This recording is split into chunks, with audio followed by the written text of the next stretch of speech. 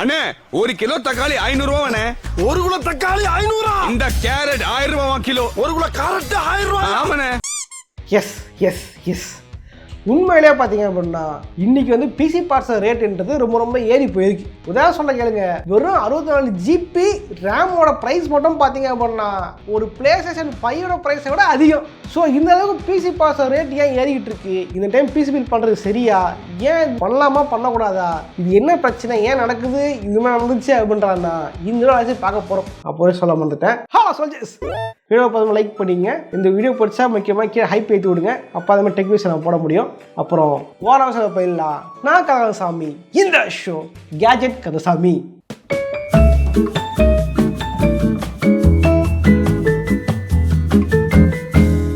ரீசெண்டாக பார்த்தீங்க அப்படின்னா கம்ப்யூட்டர் பார்ட்ஸில் முக்கியமாக ஸ்டோரேஜ் பேஸ் பண்ண ஒவ்வொரு டிவைஸுமே வந்து ரேட் வந்து ஏறிக்கிட்டே இருக்குது. உதாரணம் சொல்லலாம், நான் ஒரு 2 GB ஹார்ட் டிஸ்க் வாங்கினேன் வெஸ்டர்ன் டிஜிட்டலில் இப்போது செப்டம்பர் மாதம். அதோட ப்ரைஸ் பார்த்தீங்க அப்படின்னா ஜிஎஸ்டியோட சேர்த்து 5950 ரூபா தான் அதோட ப்ரைஸ் இருந்துச்சு. மேபி அதுக்கு மேலே கம்மியாக இருந்துருக்கலாம். அதனால் செப்டம்பரில் வாங்கும்போது ப்ரைஸ் இருந்துச்சு. இப்போ ரீசெண்டாக நவம்பரில் இதே மாதிரி ஹார்ட் டிஸ்க் ஒன்று வாங்குறேன். அதோட ப்ரைஸ் பார்த்தீங்க அப்படின்னா ஜிஎஸ்டிலாம் சேர்த்து 7900 ரூபாய், கிட்டத்தட்ட வந்து 2000 ரூபாய் அதிகமாக இருக்குது இதோட ப்ரைஸ்.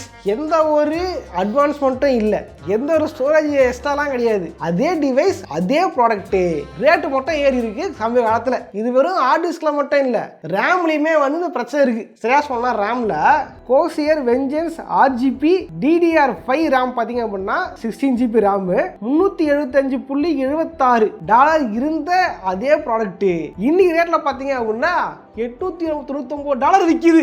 அடா பாருங்க, இது சேனலோட ரெவன்யூவோட 4 மடங்கு அதிகமாக இருக்கடா. இதுதான் காரணம் என்ன அப்படின்னு பார்த்தீங்க அப்படின்னா எல்லாரும் சொல்கிறது வந்து ஏஐ தான் காரணம் அப்படின்றாங்க. ஏஐ வளர்ந்துருச்சிங்க, எல்லாரும் ஏஐ யூஸ் பண்ணுறாங்க. ஏஐ மாடல்ஸை ட்ரெயின் பண்ணுறதுக்கு கண்டிப்பாக சுயமாக தேவைப்படுது. ஸோ அதுக்காக வந்து நிறைய ஆர்டிஸ்ட் வாங்கி போடுறாங்க. அதனால் வந்து இது ரேட் ஏறி போயிருக்கு அப்படின்னு சொல்கிறாங்க.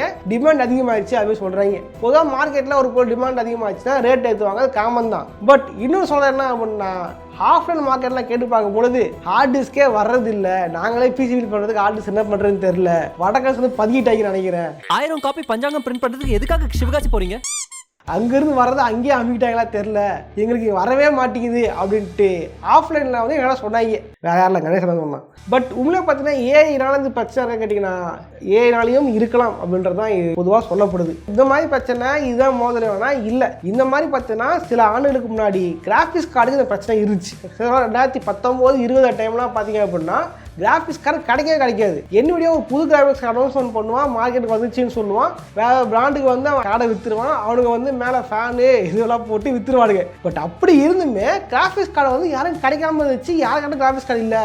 டிமாண்ட் ஏற்றி கிராஃபிக்ஸ் கார்டு மட்டுமே 1,80,000 வித்துக்கிட்டு இருந்தாங்க. இன்னும் ரேட்டு இருக்குது. ஆனால் சாதாரண கார்டு அவ்வளோ பிரைஸ் விற்றாங்க அந்த டைம். இவ்வளவு பணத்துக்கு நான் எங்க போவேன்? இது ரொம்ப கிராஃபிக்ஸ் கார்டு கிடைக்கலன்னுட்டு என்னுடைய பார்த்து வந்து இல்லை என்ன பிரச்சனை தேடி பார்க்கும் போது தான் அங்கே வந்து என்னங்க மைனர்ஸ் மைனிங் கிரிக் பண்ணலாம் ஃப்ரெண்ட்ஸ், மைனிங் பண்ணி காசு சம்பாதிக்கலாம் ஃப்ரெண்ட்ஸ்ன்ட்டு. அந்த டைம் மைனிங்ன்றது ஒரு மிகப்பெரிய ஒரு இதுவாக இருந்துச்சு. பல பேர் இறங்கினாங்க, 4 கார்டு வாங்கி போடு, கார்டு பில் தானே கட்டணும், மற்ற நான் பார்த்துறேன்ட்டு பல பேர் வந்து மைனிங் பண்ணிருந்தாங்க.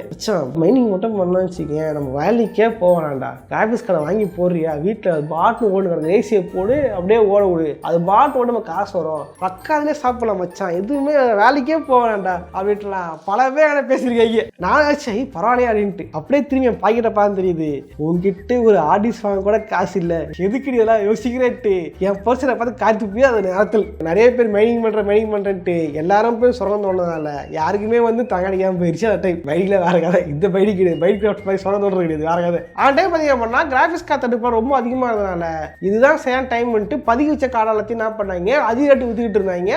ஆன்லைன் மார்க்கெட்லையும் சரி ஆஃப்லைன் மார்க்கெட்லேயும் சரி. மேபி அதே மாதிரி விஷயம் நடக்குதோ அப்படின்னு எனக்கு தோணுது. இதான் சேம் டைமு இப்போ பதிவு வச்சிருவோம், ரேட் ஏறவனே வித்துருவோம் அப்படின்னு பிளான் பண்ணுறாங்க நினைக்கிறேன். ஃபேக் டிமாண்ட் கிரியேட் பண்ணுறாங்க. டிமாண்ட் இருந்து அதிகமாக உற்பத்தி பண்ணுங்கடா, உற்பத்தி பண்ண எதுவும் ஆகுது, ஏன்னா அப்படி பண்ணுறீங்க? அது எப்படி நான் வாங்கும்போது மட்டும் ப்ரைஸ் ஏற்றுறீங்க? நியாயமா இதெல்லாம்? 2000 ரூபாய் அதிகமாக தான் பொருள் வாங்கி போட்டிருப்பல, எப்படி காசு கட்டிட்டு போயிடலாம் மியூசிக் ரைட்ஸுக்கு. ஏன்னா NVIDIA இன்னைக்கு அவங்களோட மென்டாலிட்டியே வேற, மார்னிங் ஸ்ட்ராட்டஜின்றது வேற. பட் முழு காலத்தில் அவங்க வந்து முழுக்க கேமிங்காகவும் கேமர்ஸ்க்காகவும் தான் வந்து அந்த கம்பெனி ரன் ஆகிட்டு இருந்துச்சு, ப்ராடக்ட் வித்துக்கிட்டு இருந்தாங்க.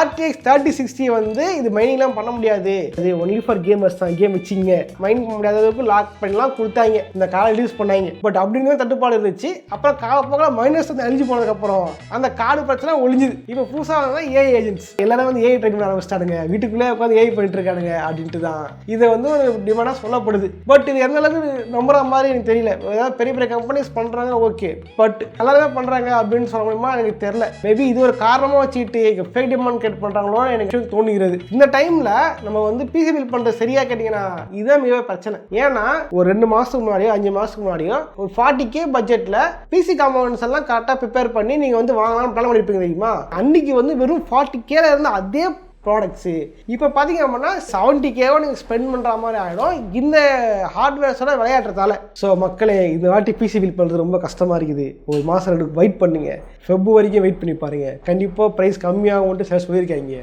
எனக்கு தெரிஞ்சு கம்மியாகும் யாரும் சொல்லலையே, ஏஐயே ஜாஸ்தியாகும் தான் சொல்லுது. ஏஐ ஜாஸ்தி ஆகும் ஓகே தான். அப்புறம் உற்பத்தி யூஸ் பண்ணாங்கன்னா ஃபேக் டிமாண்டாக இருந்துச்சு அப்படின்னா எல்லாம் பொருள் விற்றுருவாங்க, விற்று போனதுக்கப்புறம் ப்ராடக்ட் இருக்காது, அப்புறம் எக்ஸ்போர்ட் பண்ணுவாங்க, அப்போ அதிகமாக தான் உள்ளே இறங்கும். ஒருவேளை அப்படி கம்மியாகலாம், கன்ஃபார்மாக சொல்ல முடியாது, கம்மியாகலாம் அப்படின்னு சொல்கிறாங்க. இது வந்து வெறும் ஆன்லைன் மார்க்கெட் மட்டும் இல்லை, ஆஃப்லைன் மார்க்கெட்லேயும் அப்படி தான் இருக்குது. ஸோ சோல்ஜர்ஸ் யாரெல்லாம் பிசி பில் பண்ண போகிறீங்க, பிளான் பண்ணியிருந்தீங்க, இல்லை ப்ரோ அதிகமாக இருக்குன்னு ஃபீல் பண்ணீங்க அப்படின்றத காமர்ஸாக கமெண்ட் பண்ணுங்கள், நானும் அதை படித்து பார்க்குறேன்.